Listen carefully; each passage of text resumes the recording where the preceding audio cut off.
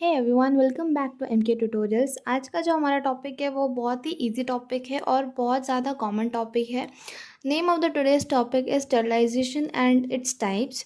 So basically what is sterilisation, let us see. Sterilisation एक ऐसा process है जो कि माइक्रो ऑर्गेनिजम्स को डिस्ट्रॉय करता है या एलिमिनेट करता है। तो माइक्रो ऑर्गेनिजम्स बहुत सारे हो सकते हैं, जैसे कि बैक्टीरिया, फंगाई, स्पोर्स और वायरसेस हो सकते हैं, जो कोई भी सरफेस पे प्रेजेंट हो सकते हैं, कोई भी ऑब्जेक्ट में प्रेजेंट हो सकते हैं या फिर कोई भी फ्लूइड में प्रेजेंट हो सकते हैं। तो स्टरलाइजेशन एक ऐसा प्रोसेस है जहाँ पर हम जितनी भी माइक्रो ऑर्गेनिजम्स हैं उन सारे माइक्रो ऑर्गेनिजम्स को टोटली डिस्ट्रॉय कर देंगे विथ सर्टन मेथड्स। तो there are two methods, physical methods और chemical methods. So they are as follows. First is steam under pressure. That means we are going to use a steam. We are going to use steam. It is used in basically healthcare facilities. Second method is dry heat. एक ऐसा method of sterilization है जहाँ पर हम heat use करेंगे but वहाँ पर dry heat होगी, स्टीम नहीं होगी। जैसे कि स्टीम अगर होती है तो वो बहुत मॉइस्ट होती है, so we are going to use dry heat. Third is hydrogen peroxide gas, that is H2O2 gas, which is used in again healthcare facilities. Liquid chemicals, different disinfectants like Dettol in high concentration or other liquid chemicals, they are basically working as a sterilizing agents, again used in healthcare facilities. Autoclave, that is an instrument which is used for sterilizing instruments by placing them in water and heating the water above its boiling point under pressure. We can use gamma rays, the rays which can sterilize disposable medical supplies such as syringe, blood transfusion kits, hospital gowns, masks, gloves and different materials which are used in medical field. Sterilisation disinfection से अलग है, sanitisation से अलग है and pasteurisation से अलग है। जो कि ये जो मेथड्स है, डिसइंफेक्शन हो गया, सैनिटाइजेशन हो गया एंड पास्चराइजेशन हो गया, तो ये जो है ये रिड्यूस करते हैं माइक्रो ऑर्गेनिजम्स, एलिमिनेट नहीं करते। स्टरलाइजेशन जो है वो पूरी तरह से माइक्रो ऑर्गेनिजम्स को डिस्ट्रॉय करता है और एलिमिनेट कर देता है from any surface, any object और एनी फ्लूइड और एनी मटेरियल।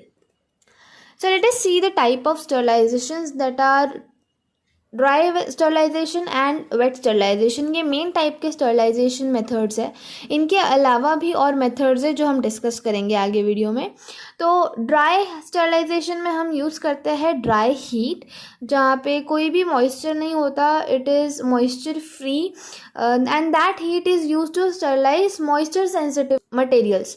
मतलब कुछ ऐसे मटेरियल्स होते हैं ना जो पानी लगने की वजह से ख़राब हो जाते हैं, जैसे कि पेपर हो गया। अगर कोई पेपर है या ऑयल है या कोई पाउडर है, पानी लगता है उनको तो जो भी मेरा मटेरियल है वो ख़राब हो सकता है। तो ड्राई हीट स्टरलाइजेशन जो है वो नॉन टॉक्सिक है और नॉन करोजिव है। मतलब अगर पानी उसको लग जाएगा कोई मटेरियल को तो करोजिव हो जाएगा मेरा metal, right. So that is why we are using dry heat sterilisation for materials that are moisture sensitive. तो जो भी ड्राई हीट मेथड है, उस ड्राई हीट मेथड में हम मॉइस्चर फ्री हीट यूज़ करते हैं to sterilise moisture sensitive materials. Second method है मॉइस्ट हीट। तो moist heat method of sterilisation is where we use steam to sterilise heat and moisture resistant materials. जैसे कि for example there are certain materials, जैसे कि glasswares हो गए या फिर there are variety of materials that can be sterilised by using moist heat. तो dry heat sterilisation method में जो टेम्परेचर होता है वो बहुत ज़्यादा होता है। It ranges between 176 to 232 degree Celsius, यानी ये ज़्यादा देर के लिए, यानी कि लॉन्गर ड्यूरेशन के लिए होता है। वेर एज जो मॉइस्ट हीट है उसका स्टरलाइजेशन टेम्परेचर जो है वो 121 डिग्री से लेके 134 डिग्री सेल्सियस के बीच में होता है। मॉइस्ट हीट जो है वो ड्राई हीट से ज़्यादा एफिशिएंट है क्योंकि it kills wide range of organisms, जिसमें हीट रेजिस्टेंट स्पोर्स भी होते हैं। बट कभी कभी क्या होता है कि मॉइस्ट हीट की वजह से करोजन हो सकता है, या फिर जो हमारे आइटम्स है जो भी हमने स्टरलाइजेशन के लिए रखे हैं वो अगर गीले रह जाते हैं तो उनको रस्ट लग सकता है।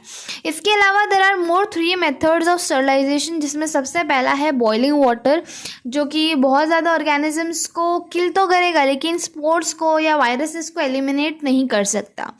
सेकेंडली रेडिएशंस यूज़ करते हैं हम लोग, जैसे कि गामा रेज हो गया, यूवी रेज हो गया, या पर्टिकुलर कोई एक रेडिएशन जैसे कि एक्सेलरेटेड इलेक्ट्रॉन्स, ये यूज़ करके भी हम स्टरलाइजेशन कर सकते हैं। एंड केमिकल मेथड्स, तो केमिकल मेथड्स में डिफरेंट लिक्विड केमिकल्स यूज़ करते हैं हम जो कि स्टरलाइजेशन प्रोसेस में हेल्प करते हैं। So this was all about sterilisation and it's types. Video अच्छा लगा होगा तो लाइक करो और मेरे चैनल को सब्सक्राइब करो। कोई भी डाउट है तो कमेंट सेक्शन में मेंशन करो। Till then take care and bye bye.